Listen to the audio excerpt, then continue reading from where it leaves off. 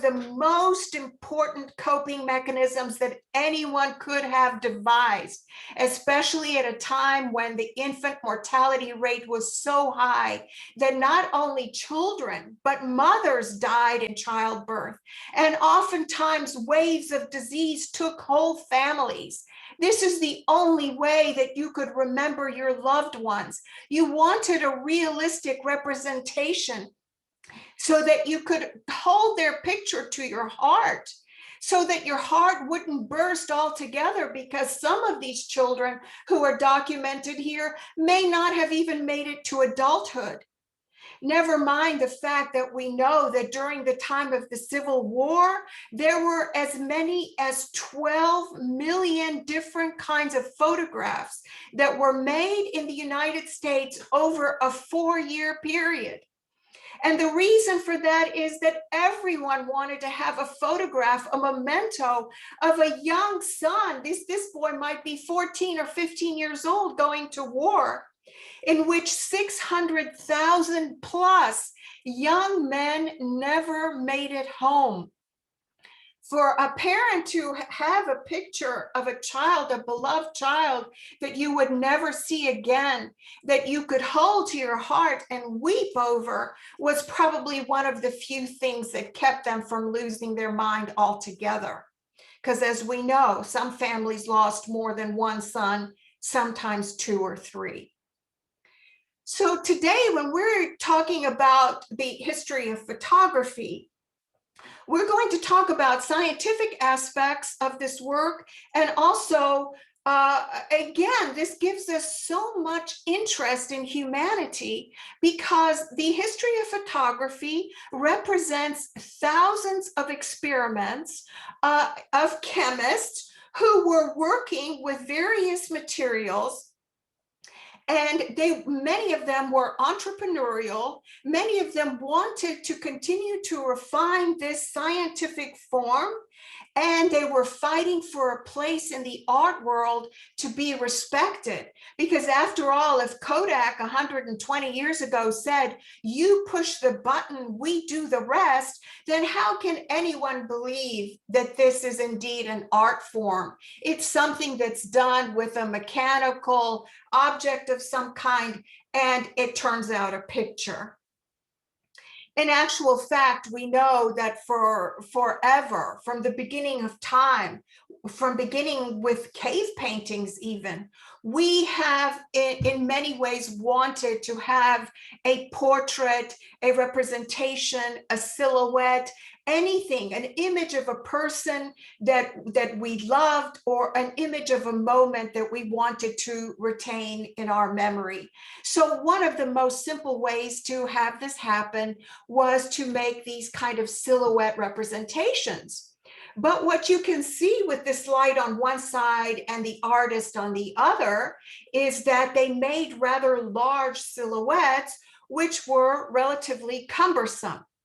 So because mankind is just generally entrepreneurial and also interested in perfecting things, this man's name, who was Chrétien, is a man that became interested in creating a kind of mechanized way to reduce the picture so that you could hang it on a wall and make a collection of many of these items as sort of your family gallery.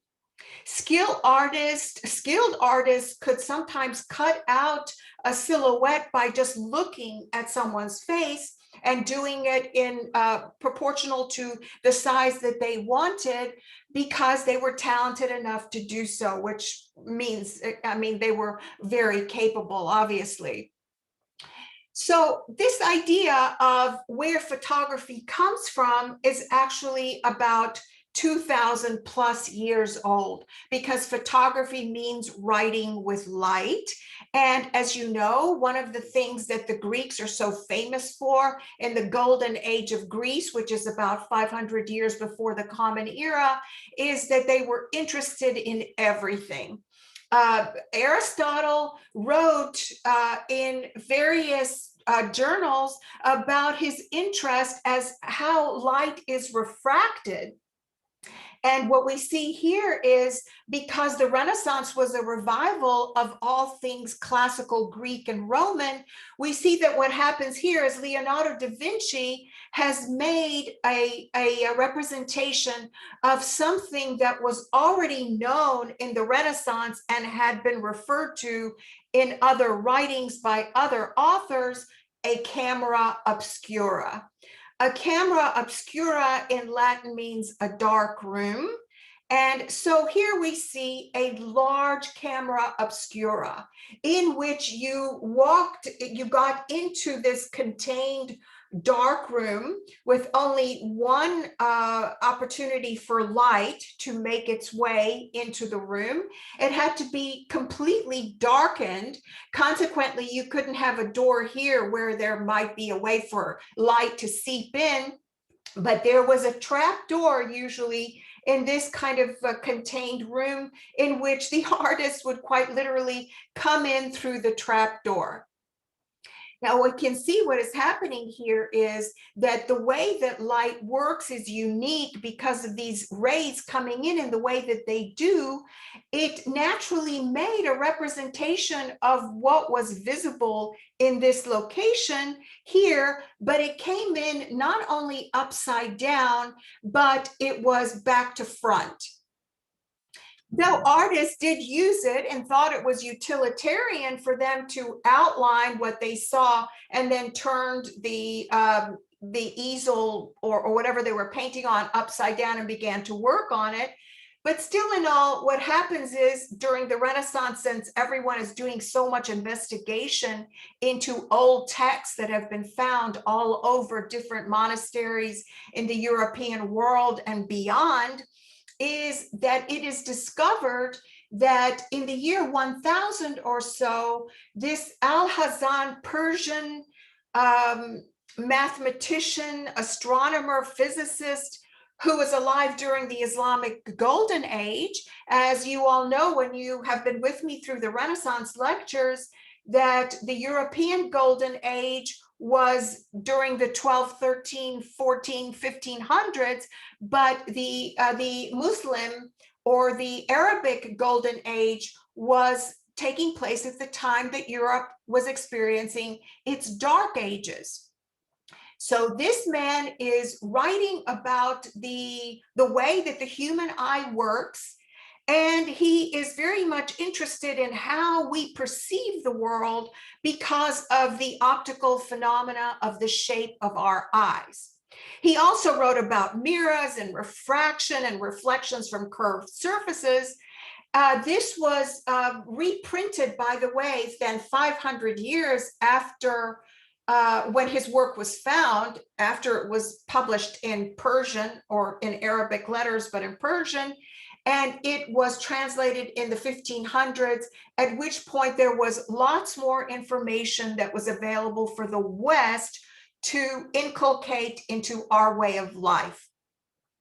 Because of the understanding from this polymath interested in all subjects, Alhazen, what we see then is there is a more perfected way to make this picture come in.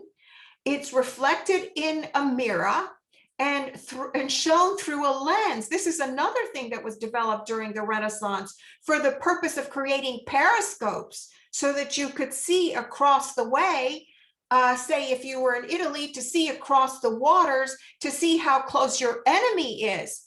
But what happens with all of these lenses and the invention of the periscope is when you turn the periscope up, it becomes a way for you to see the universe in a way you've never seen it before. And when you turn it down, you see things that are critters and things that are not visible to the human eye.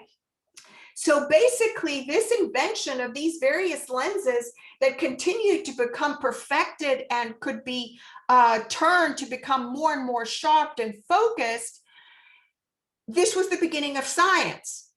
And it was also a huge leap for photography, which is born in the realm of the sciences, as we said.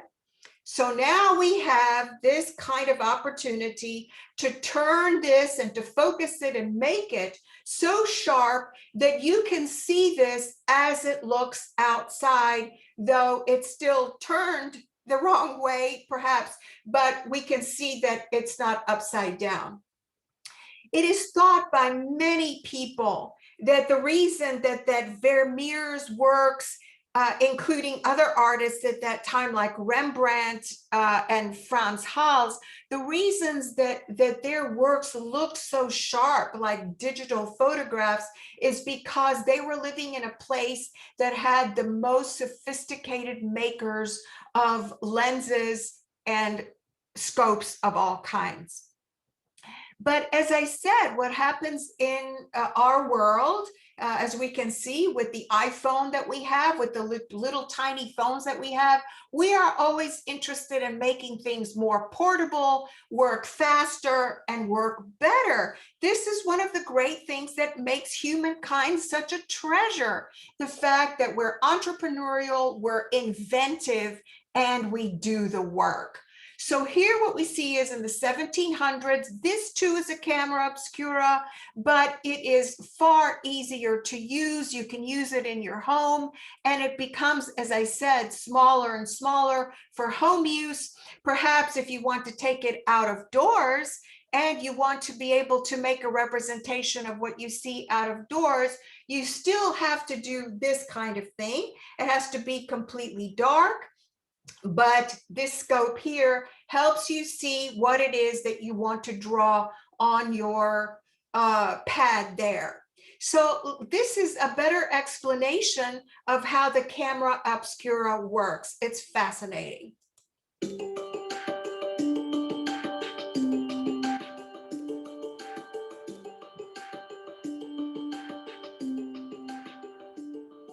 I have here a simple yet quite magical box from the museum's collection. It's about 200 years old. It folds down into a neat package, yet once opened up, like it is now, there's nothing inside. But with this box, we can capture the world outside perfectly by projecting, without using any power, what's on the outside down into a darkened space on the inside. Now, it's not really magical, of course. It's an object called a camera obscura, but the result definitely is quite magical. So let's see how it works. We have here this rather theatrical-looking curtain, and here there's a panel with a lens in it. And this lens focuses the light from an object or a scene out here down onto a mirror on the inside. So let's have a look what's going on inside. The word camera is Latin for chamber or room, and obscura means dark, so what we have here is a dark room. A very simple version of this would use a tiny hole to focus the light, but by using a lens we have a bigger hole or aperture, so we get a much brighter image.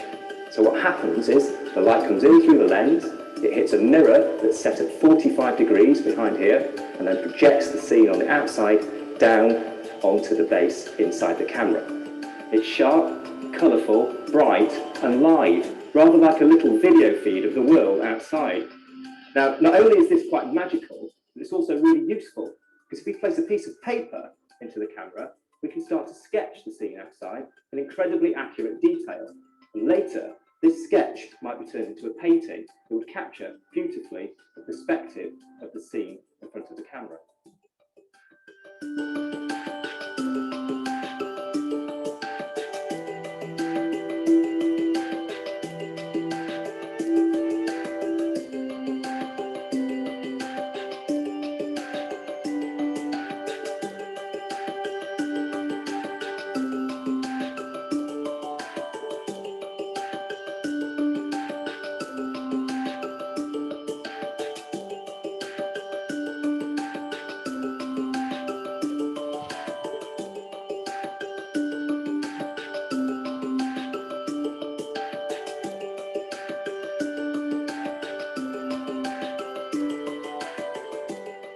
Now, the camera obscura is really useful for making drawings, but it is only focusing and reflecting the light. It's not capturing it. And the next big leap, beginning in the 19th century, was to use an object like the camera obscura and combine it with material that would alter when exposed to light and preserve the image. This is the earliest known photograph, taken in 1826 or 1827 by Joseph Niépce. He used a camera obscura and put inside a chemically coated plate to capture the image. So the camera obscura really is a rather magical box after all. Using just a hole and some light, we have the basis for all photography, including, believe it or not, the camera in your phone.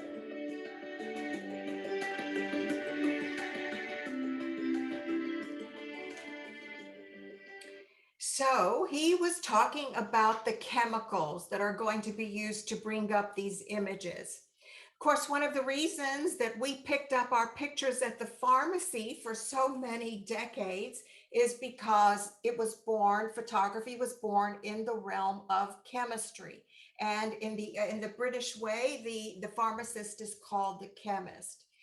But what we know that happens and that is that resurfaces as a point of interest is during the Renaissance again, they realized that there were many innovations that were taking place in this part of the world, which was known as Phoenicia, or perhaps sometimes referred to as the Levant, the opening to Asia.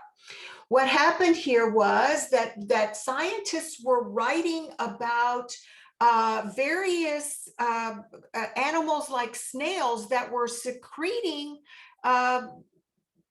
juices, I guess you can say, or fluids from their body. When it was exposed to the sunlight, they turned color. Well, this man, whose name was Schulze, a German professor, mathematician, medical man, and so on, a chemist, became very interested in finding various materials that did turn color that were photosensitive. And as it happens, he also knew that silver nitrate, which is basically silver that is made into a salt compound, turned colors when it was exposed to light. And in fact, when he put it in his bottles, and his bottles were crystal clear as opposed to brown. This is why you see this kind of material in a brown bottle, because they want the light to not go through the glass. Consequently, what he did was when he had it in a clear glass, he noticed that the salts began to turn dark colors until eventually they were black. So there was a big moment here, an interesting moment in which scientists were beginning to write about photosensitive chemicals. And one of those people, believe it or not, was a woman. Fortunately, now there are lots of connections to women in the sciences that have never been made before. And I'm very pleased to see it, obviously. She wrote a treatise, an essay on this new art of dyeing and painting. And she did various painstaking experiments with photographic chemistry. And eventually in the 1700s, she was given an honorarium in Philadelphia with the Chemical Society because she did a lot to contribute to the understanding of how photosensitive chemicals worked. Now, one of the men that became interested in her writings was Thomas Wedgwood, whose father was Josiah Wedgwood. As you know, Josiah Wedgwood's ceramics had a lot to do with silhouettes, at least through part of the production cycle that he went through. He did various things, but one of the things that we know him so well for is these kind of silhouette representations on his work. Now, his son, who was far more interested in other aspects of the sciences, as he too, Josiah Wedgwood, was an excellent ceramicist and scientist chemist as well. But the son was interested in these writings having to do with photosensitive chemicals. What he did is he made what he called photograms by placing these botanical specimens. Now, these have been recreated because he had a problem with fixing his work. That is to say, he couldn't make the negative stay on the paper because it would evaporate. It would, in fact, take a number of decades to finally find a way to fix the positive image. But what Thomas Wedgwood was doing then, he was calling these photograms because he was placing them on the paper that was sensitized by the use of the chemicals that was suggested by the work of Elizabeth Fulham. And this is essentially what he got about 200 years ago. His work was presented to the Scientific Society of England and later in the European world. And this is where Nicéphore Niépce began to do his experiments. Now, we saw this picture moments before, and this took about 8 hours of exposure time in a little black box that had a hole in it that was facing the back of his garden. Though what we see that happens with Niépce is he did many, if not hundreds of experiments, and in which he was continuously trying to use pewter, trying to use paper, trying to use glass, whatever he could come up with in order to make this image, but they tended to evaporate and disappear into the air. Eventually, as he continued to do his work, at some point he decided to use asphalt, the same kind of asphalt that we would put on our streets. He used a very, very thin layer of asphalt and somehow managed with his genius to make the first still life. Now, one of the reasons that so many of the first photographs are still lifes is because they had to have such a very long exposure time. As I said, initially his work, say in his garden that we saw here, took something like 8 hours, and he continued to reduce the time that it had to be exposed, but say in this case, it was still many hours. He was a man that was not in good health, and he knew that he wouldn't have a very long lifespan. So he got together with another man that was enormously interested in this beginning new concept, which didn't even really have a name yet. His name was Louis Daguerre. So Louis Daguerre is going to develop a camera, which we can call, and his photos, by the way, can be called Daguerreotypes or Daguerreotypes. Both of them are considered correct. What Louis Daguerre is going to do with the help of Nicéphore Niépce is they are going to work until, unfortunately, Niépce passes away, and they will further the cause of how these photographs will be made and reduce the time that the exposure has to take place. Now, one of the reasons that Daguerre was so interested in photography, quite frankly, is because he was a showman who had these kind of dioramas as entertainment for people. These were rooms that were about 10 feet across, in which he was an artist, and he painted these backgrounds, and he could create, not only did he paint these scenes and decorate them in the way that he did, but he wanted to make them more dramatic. So they added lighting and all kinds of maneuvers and levers and made earthquakes look like they were happening, and these kind of special effects and all of this investment in time. People would only come and see it usually once or twice. So he always had to look for new audiences, and he had to invest a lot of time to put all this together.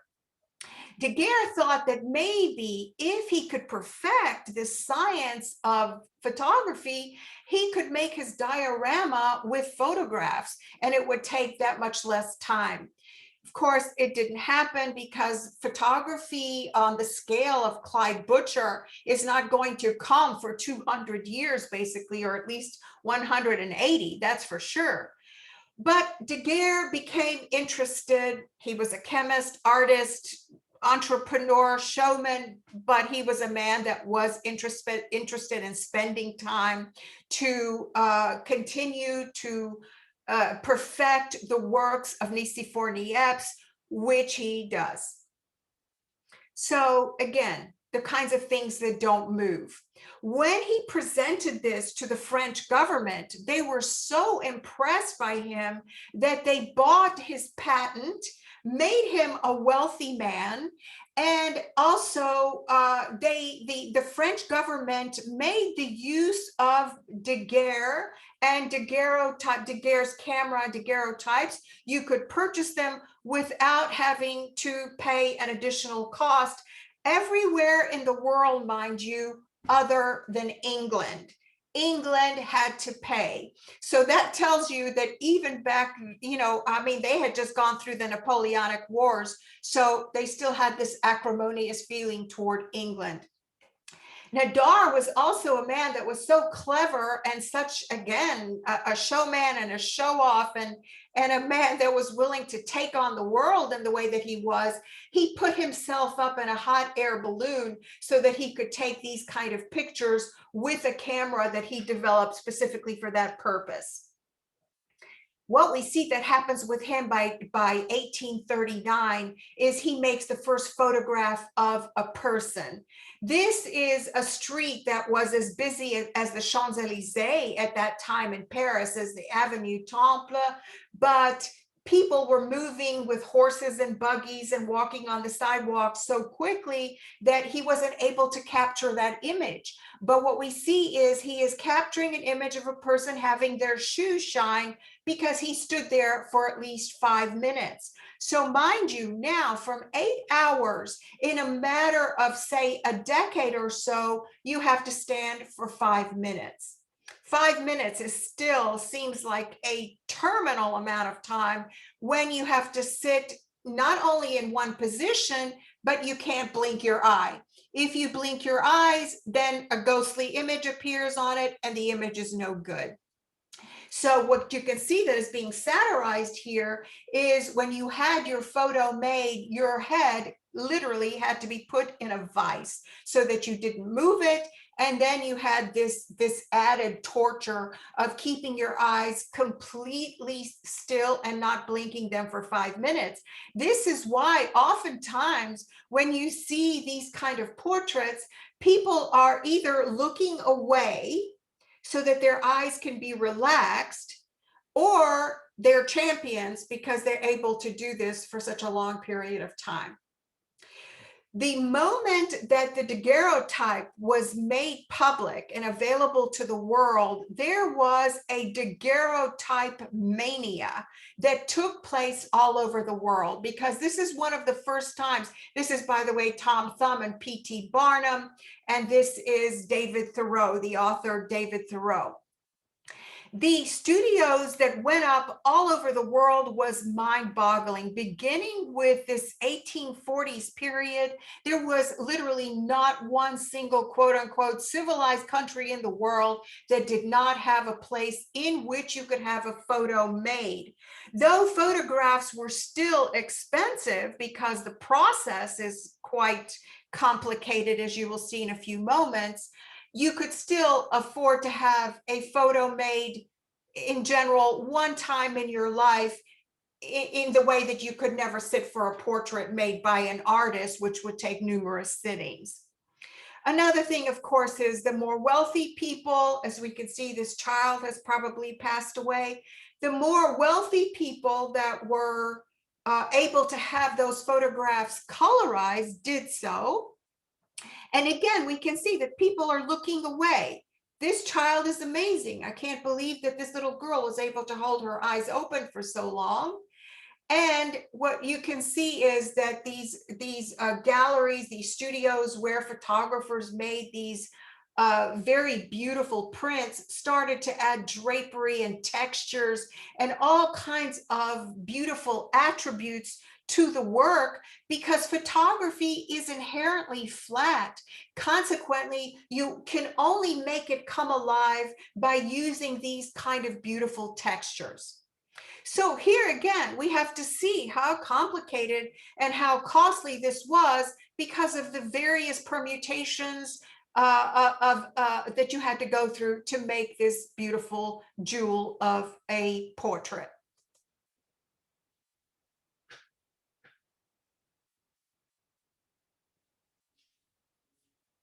Today, only a handful of specialists create daguerreotypes. Here, Dr. Mike Robinson makes a portrait using his own version of the technique. A daguerreotype starts with a silver-coated copper plate, which is buffed for a few minutes to produce a mirror-like surface.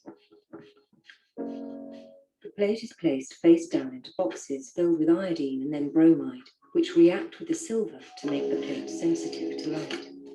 After a few minutes, the plate is removed and any specks of dust are blown away. The sensitized plate is slotted into a holder for a camera.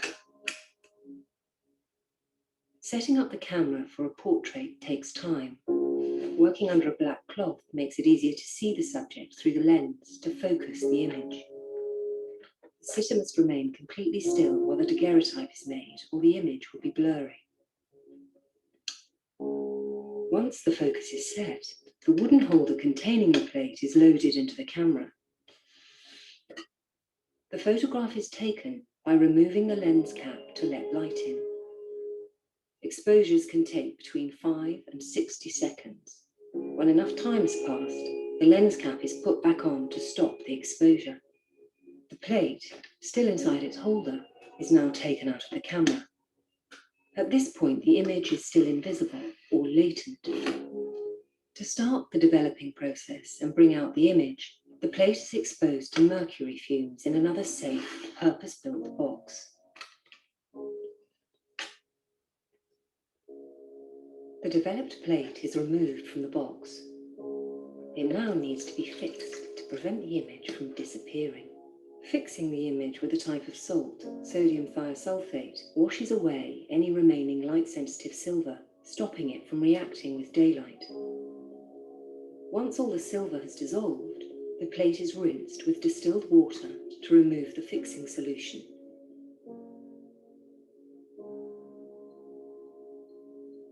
Next, to improve the stability and contrast of the daguerreotype, a solution of gold chloride is mixed and poured over the plate.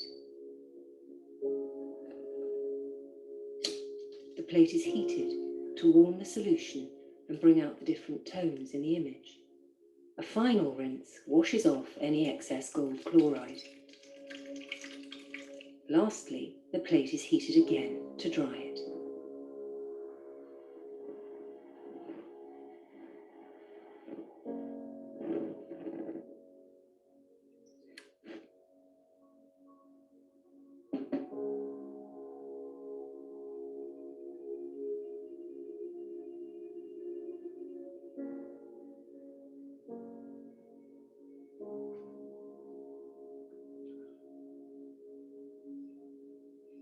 Well, that is almost incomprehensible how many experiments had to be done to figure that out. Now, what is going to happen with Henry Fox Talbot and why he will become the father of photography in many ways, as opposed to Louis Daguerre, though Louis Daguerre and he actually were contemporaries working in two different countries at the very same time. Talbot is going to do one of the most important things that can be done for this new undertaking, and that is he's going to invent the negative. With Daguerre, there was only one daguerreotype, and you couldn't print another. You had to sit for everyone individually, and you had to go through that process.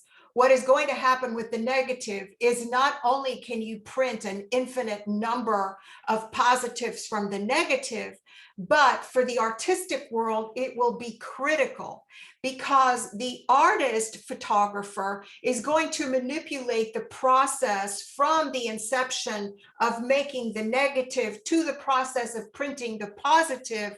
And therefore, you can say that the artist's hand has touched the medium, and consequently, whether he brushed it, whether he used sharp objects to make indentions in it, whatever he did, now we have the hand of man that is participating in the process of making the product, and consequently, it can be an artistic production. Now, Talbot, one of the reasons that Talbot got into this business altogether, because he was a genius among geniuses, a polymath of the first order, and I'm pretty sure he's the man that found a way to translate cuneiform. Don't quote me on that, but I think that's what I read a long time ago. So the point is this: Henry Fox Talbot is interested in everything, and particularly in the presentations having to do with chemicals and technology coming out in the 1800s. He was also a man that wanted to draw. He and his wife went on a honeymoon to Lake Como, and this is the vista that he was looking at.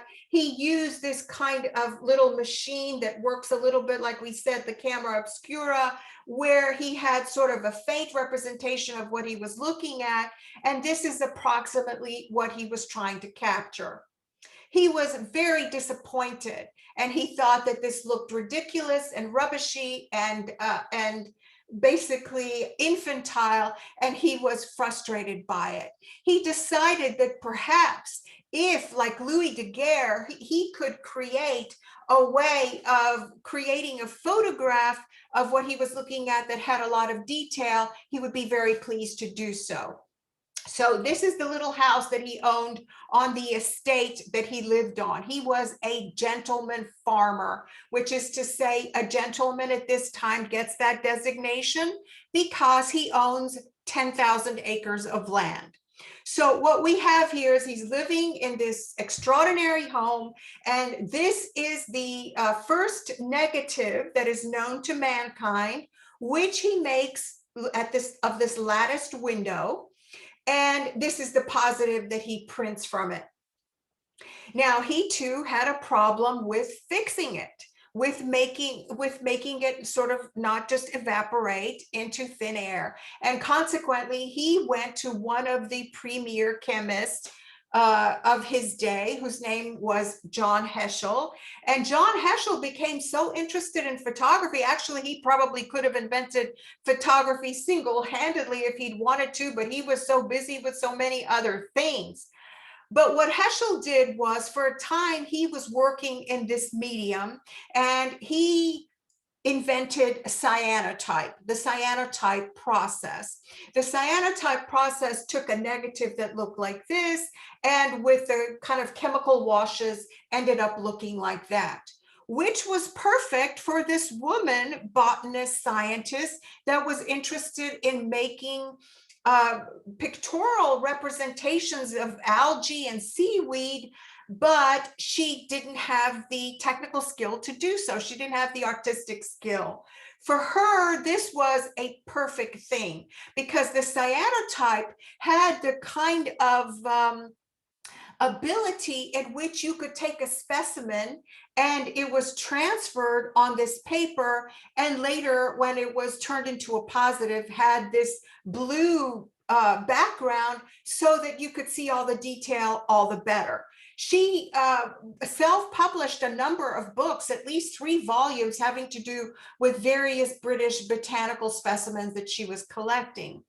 But for us as people, blue photographs don't really get it, because it's very much important for us to have a realistic representation of a loved one, a realistic representation of our family. And so what happens with the cyanotype is it began to be used as a very cheap way of printing proofs or contact sheets, and it even eventually became the blueprint itself. This happens to be a blueprint of the Wright brothers' planes.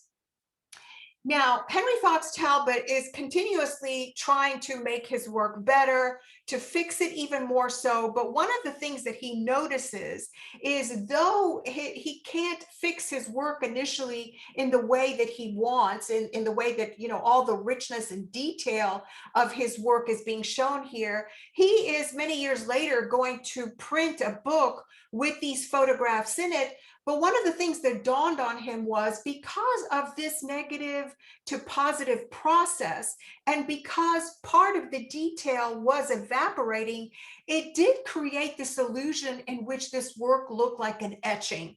It looked like something an artist would make with a pen or pencil.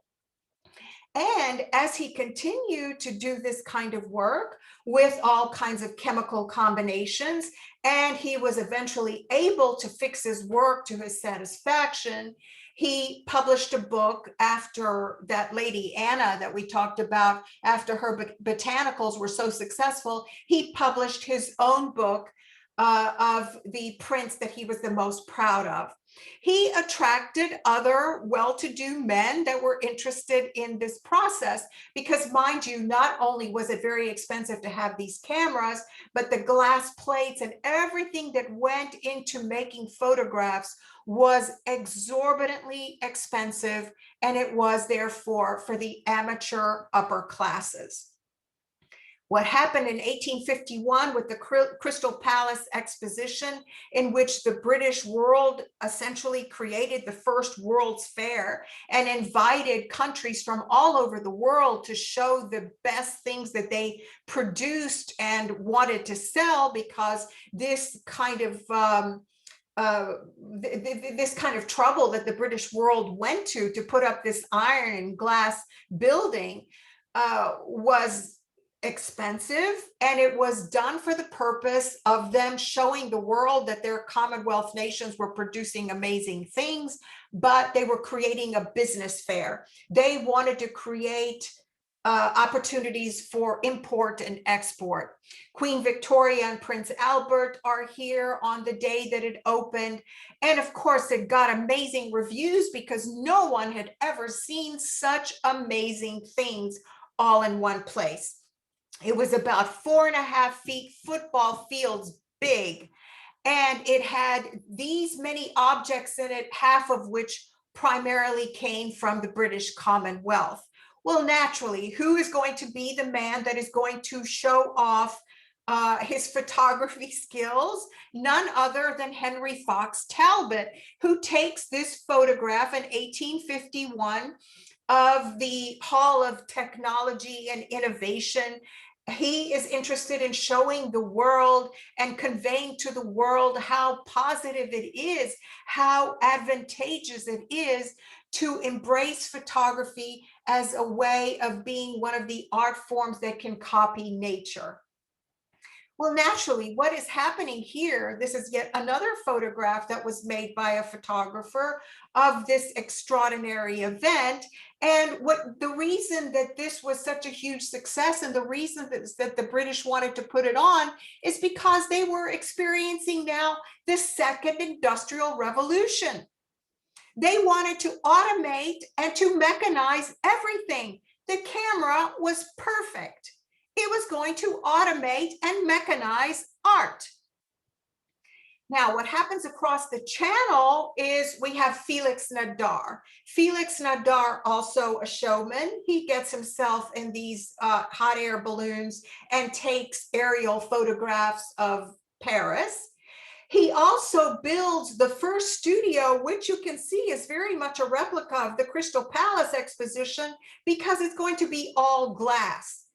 The first building, it looked like it was here deposited on the Boulevard de Capucines. It was deposited here like a place, something from Mars. No one had ever seen a building like this, but he was making photographs here, and he needed to have as much natural light as possible. This is the reason why in future years, the French Impressionists are going to have their first shows in one of these floors of the Nadar. This is his name. Nadar's name is over this building, one of the most famous addresses in Paris. He didn't see the French Impressionist artists as competition for photography, though artists certainly did see photography as competition for art, because he wanted people to understand that photography was art. And it is going to take another 80 years for that to come to pass, which we will discover in the next lecture with Alfred Stieglitz and other people that were on a tear to make that happen. Nadar was a man that loved controversy and he loved interest around everything he did. This is the reason why, horror of horrors, he made this nude photograph, which he exhibited in his gallery after a very famous painting that was made in the 1860s of a story from the Greek myths in which a young woman was held in front of a court here. She obviously was covered. She comes to court here and she's being accused of doing something sacrilegious, which is going to make the gods punish their city-state. And her boyfriend attorney decided to throw off her robe so that the men would be so mesmerized by her beauty that not only would they find her innocent, but go home shaking their head. Now, what we see that is happening here, obviously, is this: he is doing a representation of this, and he is teaching people about this event, which was enough of a scandal for him, who was already famous, to add a lot more interest in his work.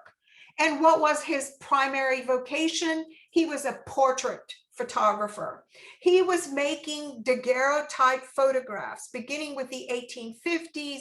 He was the man that sort of inherited this opportunity from Louis Daguerre, in which he was able to make these kind of sophisticated looking jewel-like portraits, which were tiny, but still very beautiful and detailed. And this is one thing that he had going for him. He had this going for him, but as I said, there was only one and you couldn't replicate it. What happens as a result of other people like Talbot and many others after him is Talbot is making the calotype, or sometimes it is referred to as the Talbot type, in which he too is trying to make these wonderful portraits that capture a person's personality, but they're soft. They're soft and they don't have the same impact. This is why another chemist and enthusiast for photography starts to work on this idea where you can not only have the negative and the positive, but they should essentially be one on top of the other. It's something like that. But he creates this wet collodion process, which later, what does it become known as? Oh, the ambrotype. This wet collodion process becomes known as the ambrotype.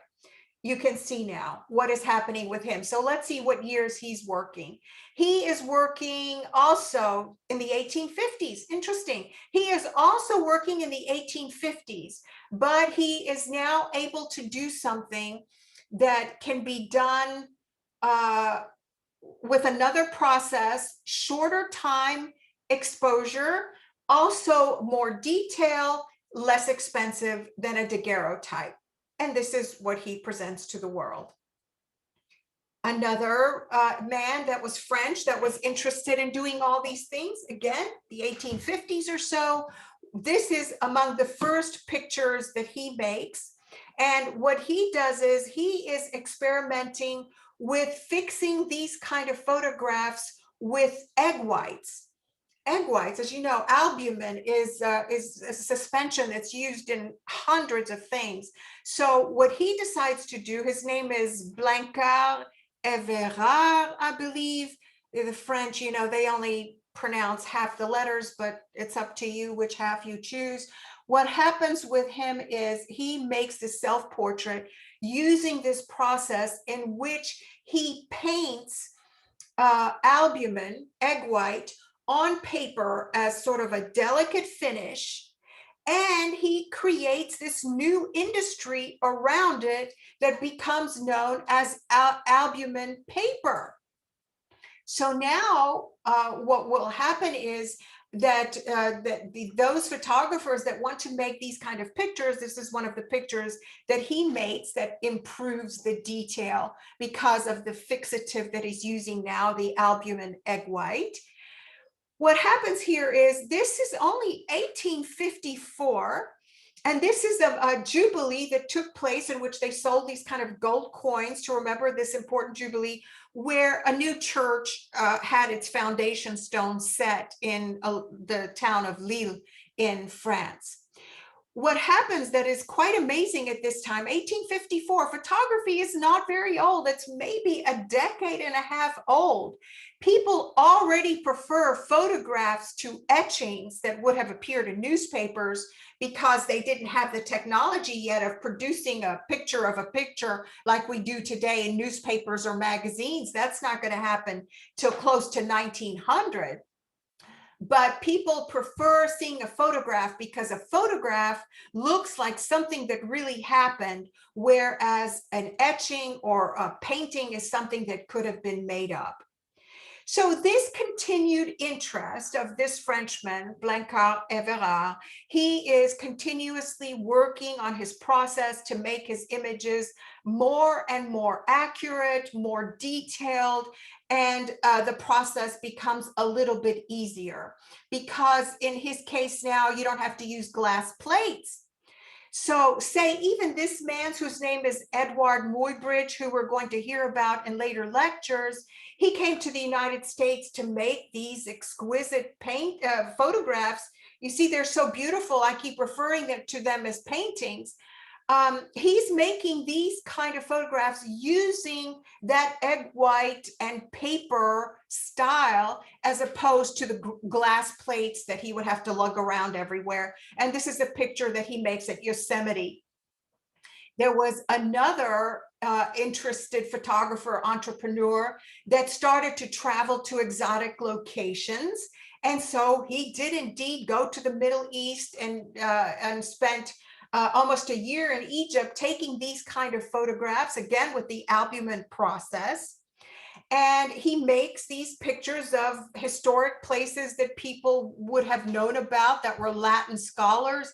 This happens to be kind of an open air place of, let's see, what would they call this? It would be known as an open worship site, I guess you could say.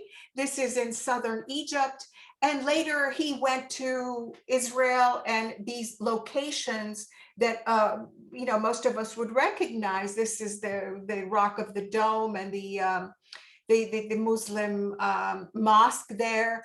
And this picture of the Mount of Olives and this various kind of cistern pool that was in the old city of Jerusalem that it has references in the Old Testament. And even say a convent that happened at that was erected at Mount Sinai. What happens with these men that are interested in making a living, not only as photographers and educating people, is they begin to make these kind of beautiful representations of the places that were visited. And yet another man was able to put them in a book, write about them, describe the photographer's experience and what he saw and who he met there. And eventually it is going to be bound and considered to be one of these as the Queen's Bible with the pictures that were taken in the Holy Land. Francis Firth was a man that did give the ambrotype a great deal of opportunity, but he was not a huge adventurer. He was a man that stayed home and continued to invent things that became extremely popular. And one of the things that became ultra popular that was like another card mania in its own right were these visiting cards, these visitation cards. So you can see people, even like Abraham Lincoln, Sojourner Truth, the people that were high echelon people initially embraced it and wanted to have them as calling cards or kind of like business cards. And what happens with Evrard is he develops a camera that has 4 lenses, so he can take 4 at a time. And later he will expand it to 8, so that he continued to cut these cards as he's making replicas of various positions that the person is sitting in. And this later was supplanted by sort of larger cards that were maybe 3 by 6 inches. But still in all, we know that the photograph was here to stay. Everybody wanted pictures of their loved ones. and photographers saw opportunities.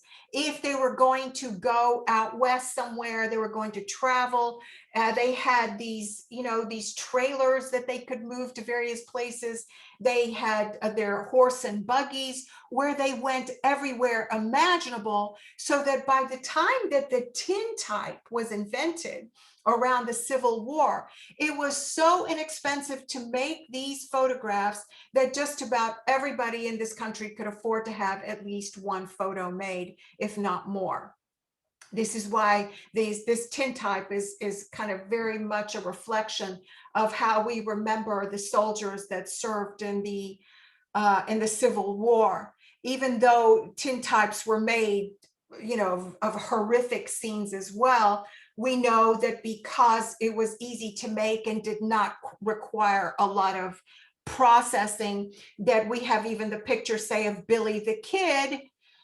And again, everyone had them, everybody wanted them. Professional photographers were making money, a lot of money, because they were giving the public what it wanted.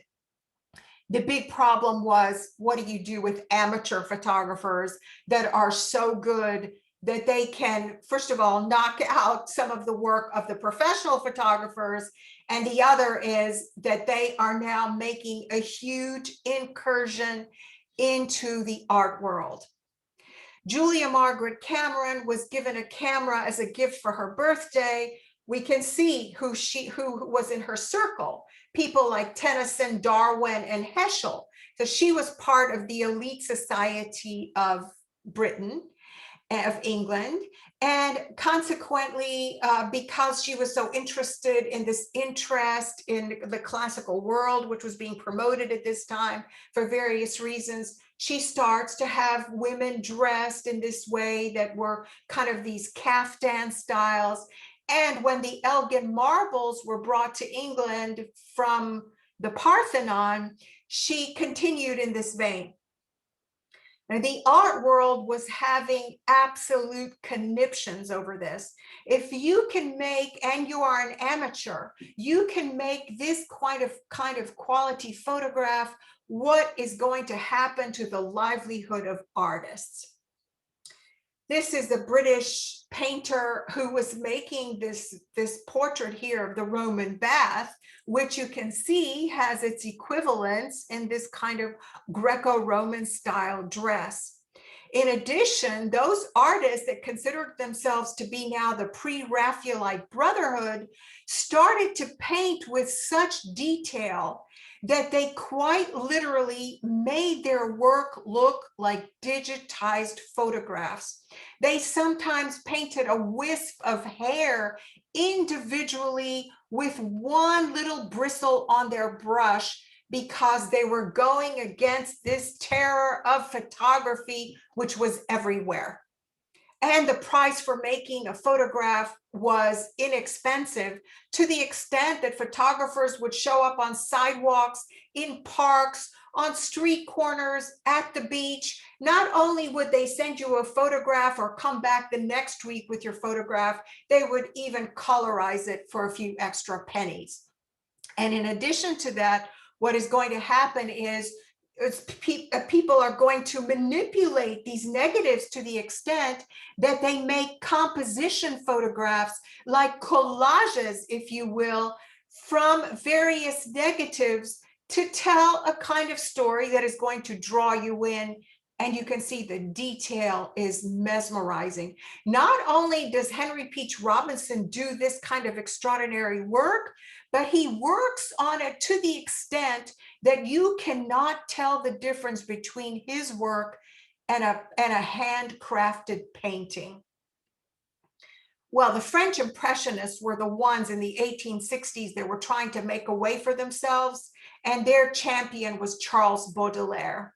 Charles Baudelaire, who wrote these famous poems about the dignity of workers, the dignity of the poor, and various other things, started to stand up for artists, in which he said, If photography is allowed to stand in for art and some of its functions, it will soon supplant or corrupt it completely, thanks to the natural support it will find in the stupidity of the multitude.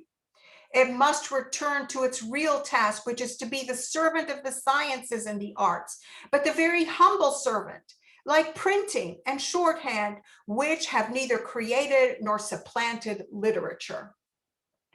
Well, the art world is not going to take this lying down, the fact that photography is making this desperate incursion and this very quick incursion into their livelihood. So, you know, typically when artists made a portrait of a sitter, the sitter was looking directly at them. The sitter was looking at the artist. Even say in the work of Renoir, when he's making these kind of portraits in the 1860s and 70s, what is he doing? Obviously, the sitter is looking right at him. He's making their portrait. But what happens in the art world is they begin to fight back. In the same way that you would see people with their eyes down so they wouldn't blink or looking away, Edouard Manet makes this portrait of people that are not necessarily looking at him while he is painting them. And we begin to see something that looks like candid camera shots, as if you just sort of came up on someone, they weren't even interested in turning around, because you are making a photographic sort of representational painting, so much so that you are even cropping the painting in the same way that you would crop a photograph. That's not the typical way that art was made. Art was not cropped. You saw the whole picture. But you see, photographers were cropping their work, and they were producing these works in sepia tones. Not for nothing do we see this work by Gustave Caillebotte, The Floor Scrapers. He is using sepia tones to tell his story. Gustave Courbet is using sepia tones to tell his story. Edgar Degas, we know, was one of the greatest colorists who ever lives. How many of his works look like this? We're not used to him using these kind of colors. We're used to seeing his work look like this or look like this. But he too begins to not only make his work in sepia tones, but cropped. And as you can see in these pictures, many of them are cropped in a way that we have never seen before. And again, this is a photographer who is so intent in going up against lithographs and etchings and paintings and pencil drawings and everything else that he scratches his images to the extent they're all photographic images that you ask yourself, is this made by a man or is this made by a machine? And how do you get these effects? Alfred Stieglitz, who we are going to discuss next time, is doing something very similar here in the way that he scratches away, he erases away a lot of the other detail and mutes it so that it looks like it is done by the hand of a man. And here again, one after another, you see these pictures, they look like candid camera shots about the pleasures of life. If the French Impressionists are going to show you what lapping, shimmering water is going to look like, then photographers are going to do the same thing. If the French Impressionists are going to show you how it feels, what is the mood when it is a rainy day in Paris and on the Boulevard Montmartre, then Alfred Stieglitz will take himself to the Boulevard Montmartre and show you what it feels like with the camera. If they show you what life looks like when the whole city becomes this magical place at night because of gas lighting that's brand new in Paris, he too will do the same. What we can say about the history of photography is it had humble beginnings, but it is something that was fought for by those titans of photography who we're going to discuss next time in 2 weeks. Steichen, Stieglitz, Gertrude Cassibier, and so many other American artists will be joined by other European artists who are going to fight for the soul of photography. And they're going to work for, I kid you not, as long as 4 decades to convince the world that photography does not have to be the handmaiden to the arts. It has its own place and it has its own contribution to make in the arena of the humanities.